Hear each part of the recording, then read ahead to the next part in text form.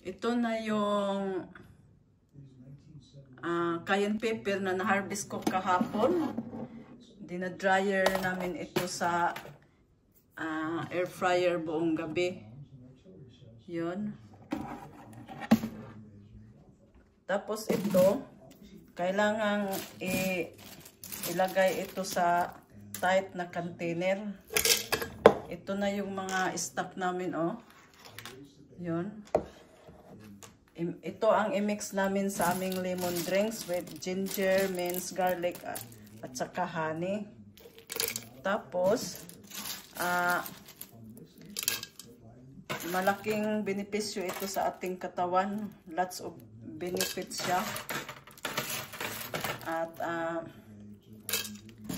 mag-blend kami nito yung tamang-tama lang, hindi ubusin talaga. Ito, crunchy na talaga ito. Oh. Very crunchy na siya.